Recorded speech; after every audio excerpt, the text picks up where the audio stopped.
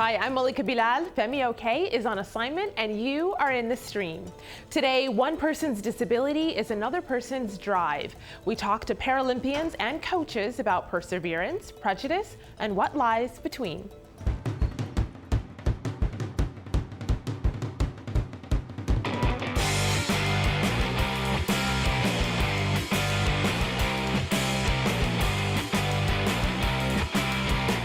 The Rio Summer Olympics may be over, but the Paralympics are just about to begin. As we speak, elite athletes from around the world are traveling to Brazil to compete for gold in 23 sporting events. They're a test of physical and mental strength with the added challenge of navigating a disability. And this year, the road to Rio has had more hurdles than ever. Lackluster ticket sales and a funding shortfall have some accusing Brazil's Olympic Committee of treating Paralympians like second-class citizens. Musical band Coldplay and others stepped in to help fill the seats so athletes can compete in front of cheering crowds. Still, disability rights advocates say wider social change is needed to truly show support, even when the Paralympics are over. So with us to discuss the Games and the journey to them, in London, Baroness Tanni Grey-Thompson. She's a member of the House of Lords, the coach of 2 Rio Paralympians, and a Paralympic champion herself. She holds 16 medals, including 11 gold and more than 30 world records in wheelchair racing. In Johannesburg, South Africa, Natalie De Toi is a gold medal-winning swimmer who's competed in both the Olympics and the Paralympics.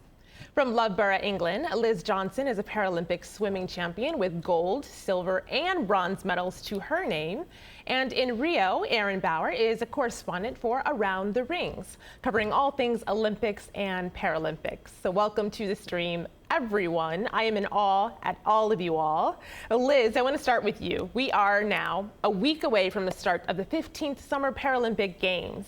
You've been to 3 of those yourself, winning a medal at each one. What goes through an athlete's mind in these days leading up to the start of the Games?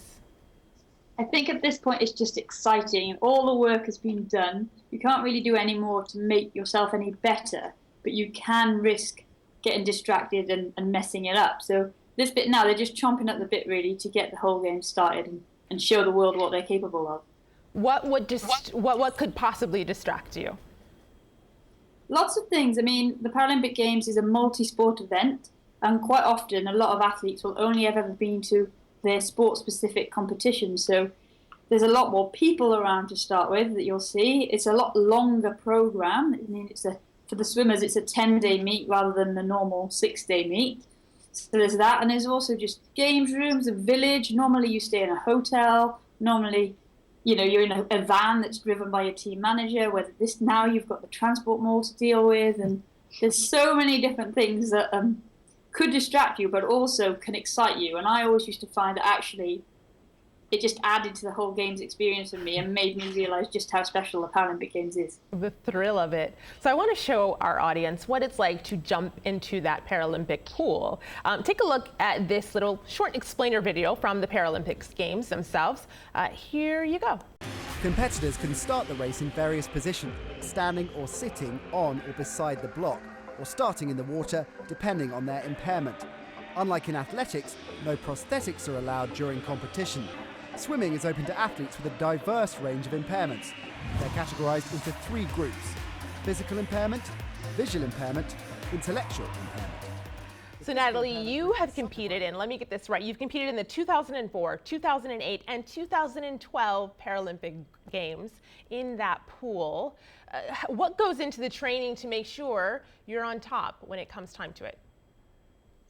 Well, I think training is always a challenge for me, especially because I trained more for the long distances than actually for the sprinting events.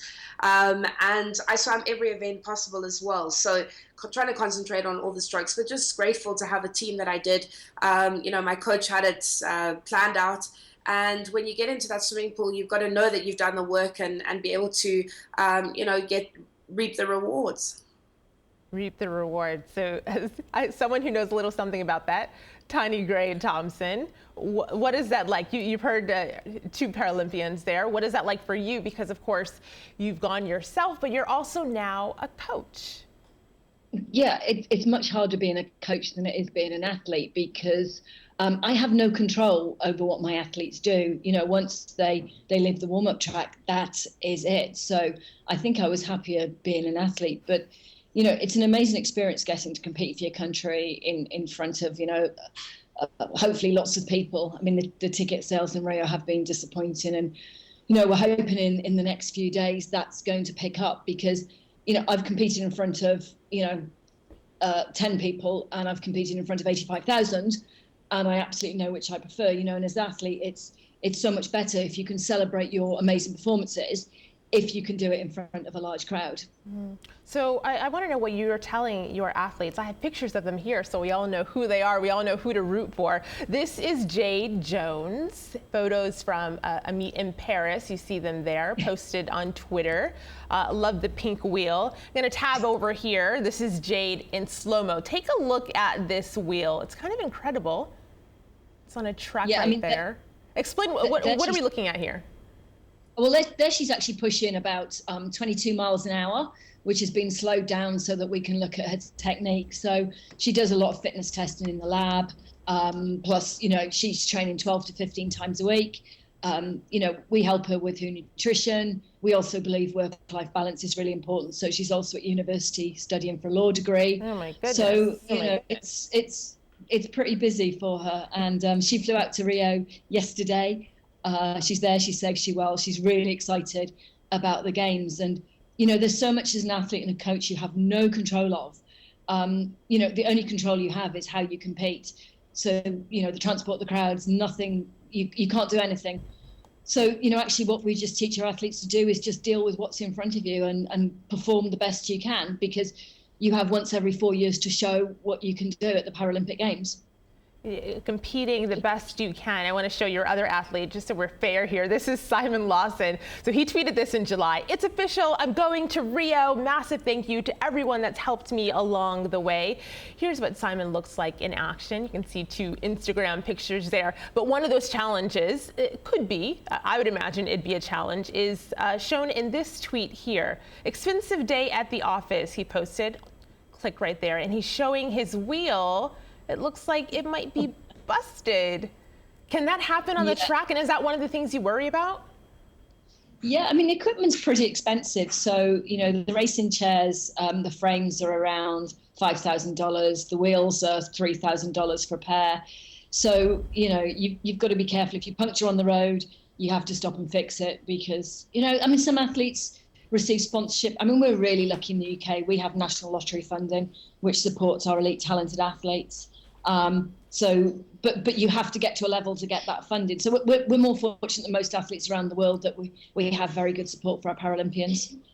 I like that you mentioned the lottery funding that supports your athletes, because I want to bring in Aaron here. Aaron, we've heard reports that funding is one of the things that the Paralympic Games are missing. Can you explain for us? So the budget cuts that have plagued the Games are the result of money. There's one budget for the Olympics and the Paralympics. So it's not that the Olympics have taken up all of the budgets and have left no money for the Paralympics. It's that Rio 2016 ideally wanted to have a balanced budget where all of their money was spent on everything that they allocated for, and the money that they raised through sponsorships and ticket funds served everything. Well, they didn't sell enough Paralympic tickets beforehand, and they were having a lot of trouble selling Olympic tickets. So in order to get everything needed, by the time the Paralympic preparations started, right as the Olympic Games were in the middle, they realized they didn't have enough money. So the city government actually had to step in, and then private or state-run companies had to step in to help buoy the Paralympics, and they're really pushing a last-minute ticket drive because they had to reduce the scope of the Paralympic Games to have them funded. You know, there's a tweet here on that. This is being Charlie, who says, this is the world as usual. It gives the physically challenged a raw deal. Hashtag Paralympics. Natalie, I'm wondering what you think about this. And do you think that, you know, these athletes are getting a raw deal that Olympic athletes did not have to face? Well, maybe if I can come in here as a Paralympic athlete, you know, you've trained for so many years, actually 4 years, going over there to compete. So all you want to do is be able to go out there and swim in front of a crowd, swim in front and be proud that you've achieved this achievement up to this far. So, it's challenging when all these negative stories are being put out there. It's challenging as an athlete to stay positive, and knowing that a lot of your competitors might actually not make it due to the fund or the cuts in the funds. So how do you stay positive, Tanni? Most of the Paralympic athletes are not used to five-star hotels or, as Liz said, some of the things they'll experience at games time. So you just have to get on with it. And you can only compete against the people who are there on the day. And I think one of the things that might be positive out of all the bad news that we've heard from Rio is that, there's been about 15 days where athletes have known that there are going to be issues. So, I'm probably biased because I worked on the London Olympics and Paralympics, and they were an amazing games, and they were treated very equally. So if there's a budget cut, it went across both games. We tried very hard to kind of value that athlete experience. There's things, we maybe didn't get right. But I think it's about managing that expectation. And actually for me, the biggest concern for Rio is, looks like we just, the connection to Tanni just got a little bit lost, but I want to share her work with you. This is where her viewpoint is. Rio Paralympics 2016, my biggest fear is that our athletes will be treated as second-class citizens. So Erin, you are there. She wrote this for The Telegraph not too long ago. You are there in Rio. What are you seeing in the lead up to the games? Of course, they start on the 7th. What is it looking like to you, the prep? So, unfortunately for the Paralympics, there is a major storyline going on, actually, that ended up today in Brazil that has kind of shifted the focus away from some of the negativity regarding the Paralympics. And that was the impeachment of President Dilma Rousseff today in Brasilia. So the country's mind isn't fully on the Olympics, or the Paralympics, sorry, just like it wasn't on the Olympics beforehand because of all the problems that Brazil is facing.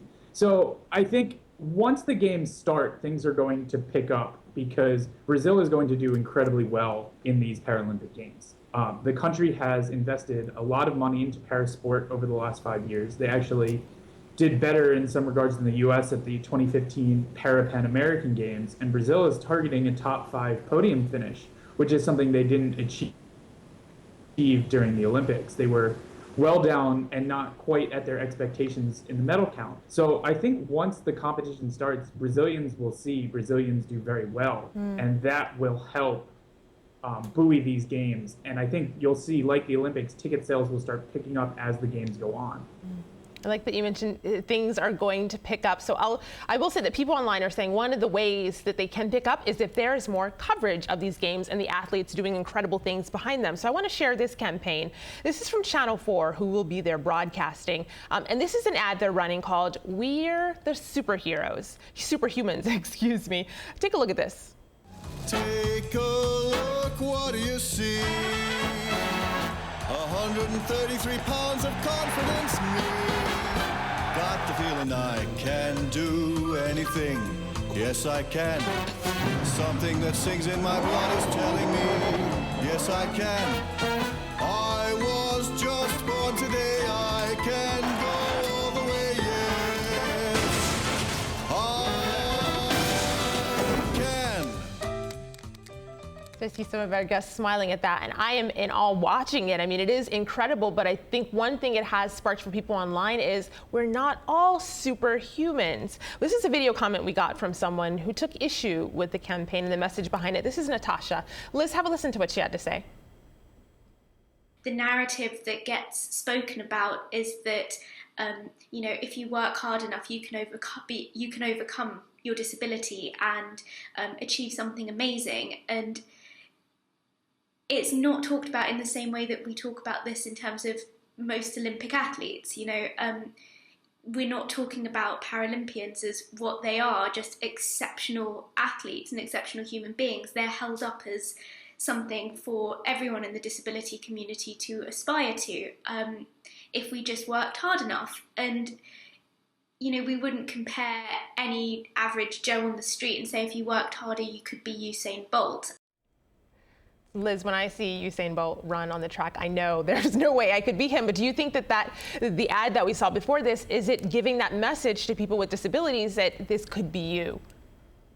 No, I think it's more about the advert as a whole. So 4 years ago for London, yes, they very much focused on people with disabilities becoming athletes or Paralympians. And the knock-on effect of that was that actually not every disabled person wants to be an elite athlete. But this new campaign, this trailer, if you see, it doesn't just have athletes in it. It has lots of disabled people, musicians, artists, chefs, lots of different occupations and people with disabilities. And it's saying everybody's got the ability to be a superhuman at something. And I think we do say that. We do watch the Olympics, and everybody can relate to sport, but people sit on the sofa and they love the Olympics. It doesn't mean they want to be Usain Bolt, but they see him do his thing, and they're like, well, maybe I could play the trumpet and be in an orchestra. It's not necessarily about encouraging people to be elite athletes. It's about encouraging people to make the most of their abilities and their passions, whatever they might be,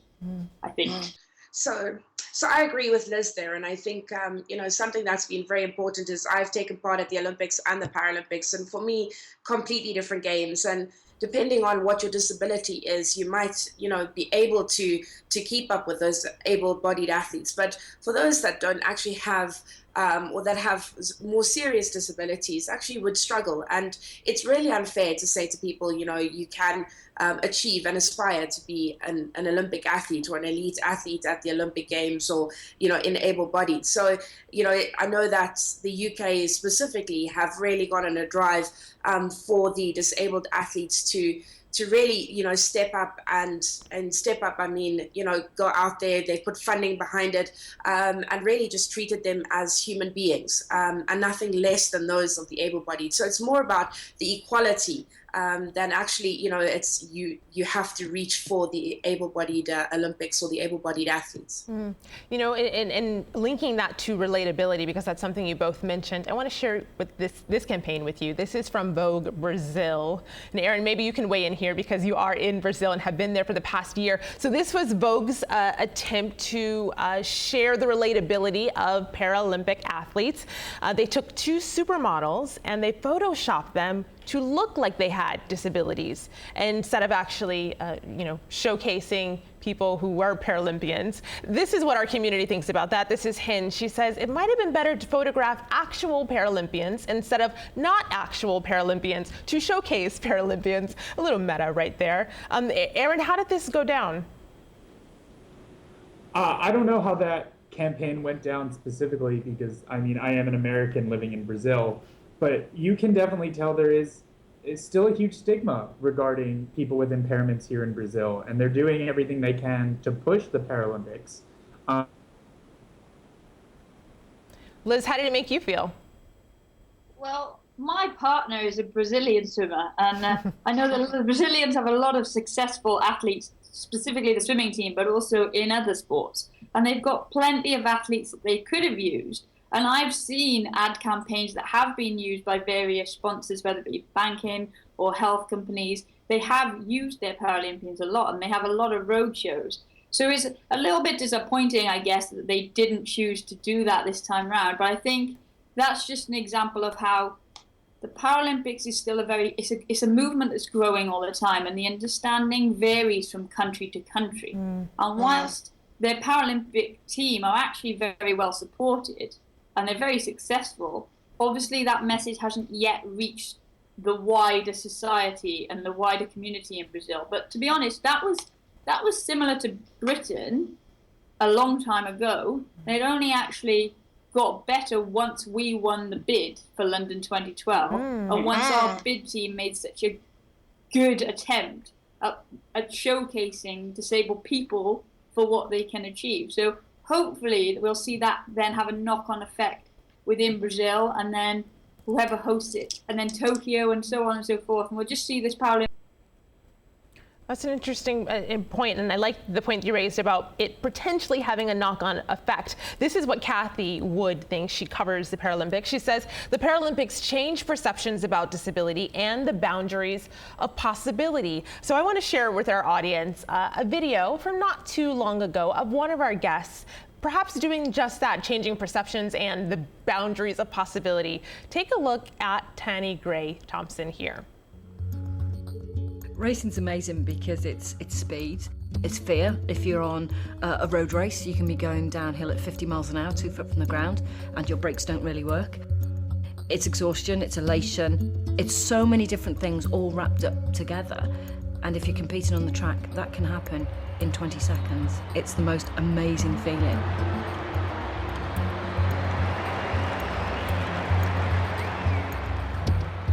But the outside world is so different. So Tanni, what is it like watching that back today, knowing that your two athletes that you're training, you're mentoring, you're coaching are going on to compete next week? And what's the impact you actually think that this has?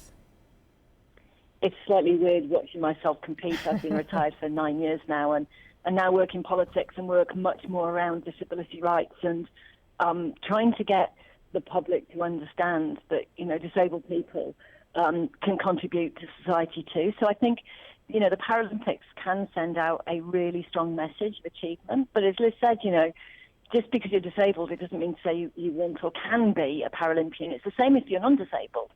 So I think sometimes we have quite a strong disability rights movement over here. And they've, to be honest, have struggled with the Paralympic Games because they say, Paralympic athletes are so far removed from the reality in the day-to-day normal life of disability that can be challenging. But, for me, my athletes, people just want to compete. They want to be the best they can. And, I don't think it's fair. We can't expect 2 weeks of the Olympics or 10 days of the Paralympics to change the entire world. We can hope that it influences and it shifts the dialogue. But, when I look at something like Brazilian Vogue, I'm just really disappointed because actually that to me says, disabled people aren't valued. There are plenty of good-looking disabled people out there who have amazingly toned bodies because they're athletes. Right. And that's a missed opportunity. Right. And I've seen Natalie and Liz competing on my computer here, and I know that this is true. Same with you, Tanni. But I want to give you a little bit of pushback here. This is Denton. He says all that this does is provide able-bodied people with that feel-good factor. And it's a way for governments to then chastise all other disabled. And Denton has told us in previous tweets that he is a person with a disability. He goes on to say he links with this cartoon here saying, oh, look, it's the disabled, and that's what these games are. Natalie, what's your response to that? Well, I think that's not a nice response, especially with the Paralympics.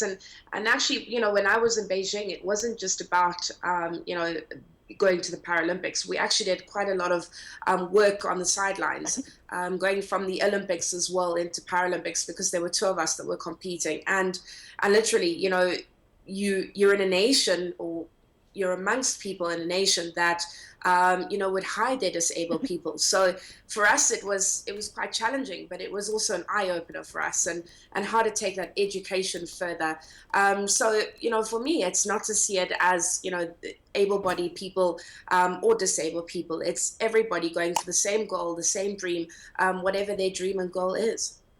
So Aaron, you are there. You will soon be joined by Tanni and you'll be joined by Liz. But in the little bit of time we have left, about 30 seconds, what's the one story, the thing you're looking most forward to when these games start on the 7th? I'm just looking forward to watching some elite athletes perform some unforgettable feats. I think we saw a lot with the Olympics. We saw a lot of records, and I think we're going to see the same thing with the Paralympics, and that's what I'm excited to cover. I know we will. Looking forward to it as well. So, of course, this is the website where you can get all the information, Paralympic.org. The games start on the 7th of September. They run until the 18th. Looking forward to the opening ceremonies, which will be on the beach. Where else? In Rio. Of course, we will have more with our guests in the post show. So many sports, so little time. Join us there, stream.aljazeera.com. See you there.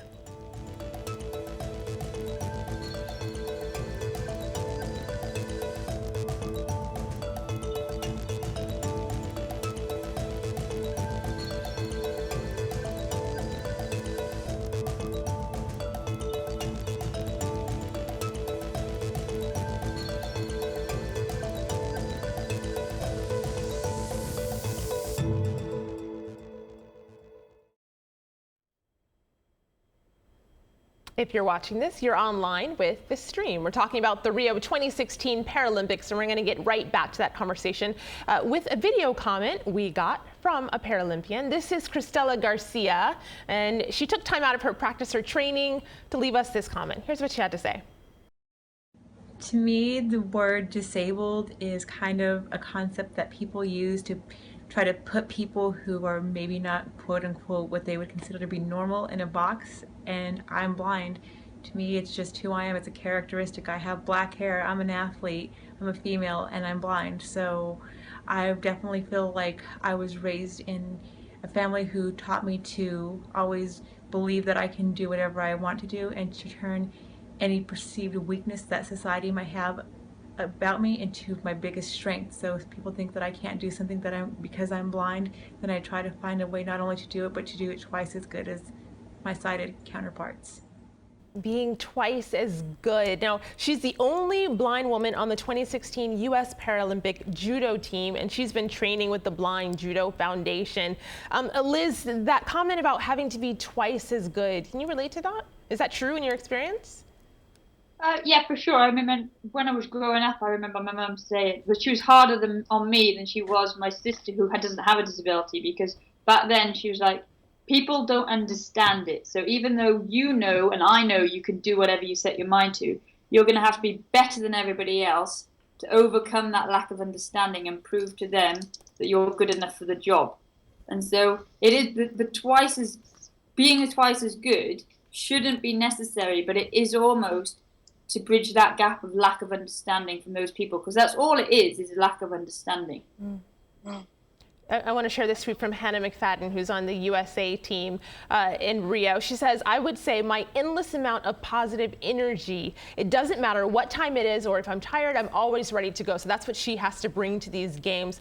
Tanni, is that true of you as well? And is there a time where you just kind of have to say, I've given it my all, I did my very best? I think you have to, give everything you can and see, where you can go in sport. And, if you look at Hannah McFadden, whose sister Tatiana is on the US track team as well, Tatiana's probably going to win 6 gold medals in Rio. I think when you're able to kind of keep it as part of the family, that's positive. But, Tatiana and Hannah are also really fabulous campaigners for wider disability issues. They got behind the hashtag Fill the Seats. And, I think Tatiana was the second person to make a financial donation. So actually, in a lot of athletes, it's also bred, not just the the will to win and being the best you can, but it's also what else can you do. Now, some athletes don't want to give back. Some give back when they retire. Some want to be involved when they're competing, and that's where the Paralympic Games can change the world. If athletes feel that they're able to, once they retire, give something back to sport. What will success look like for you, Tanni? Does it mean both of your athletes come back with gold medals? Are there other measures of success? What will it look like when these games are done? There's a few different sort of levels, really. What I want really is for Rio to be a success. Because we had really high expectations of the Rio Paralympics, because, they have great support for their athletes. They have, 5 years to go to the start of the Games. They had a party in Rio and 150,000 people turned up. So we thought that it would push on from London. And as much as I'm proud of London, I don't want it to be remembered as the best Games ever. I want it to be the Games that pushed it on further. So ultimately, Rio, to be seen, it's the first time there's a US audience live. It's a real turning point. I mean, personally, I'd love my athletes to win gold medals and to break world records. But that's kind of a slight secondary thing, really. I think for everyone to benefit, the Games need to be good. I think everyone would agree with you online as well. I'll end this with this tweet from Kathy Wood. She says, having covered multiple games, I feel sad about the reported cuts out of Brazil and the implications of that on the athletes. But she says, I also believe others will step up. And if it's any indication of what we're seeing online, I believe that too. Thanks to our online community for driving this conversation. And thanks to our guests, Tanni, Natalie, Liz, and Aaron. To those who are competing, good luck. Until next time, we'll see you online. Take care.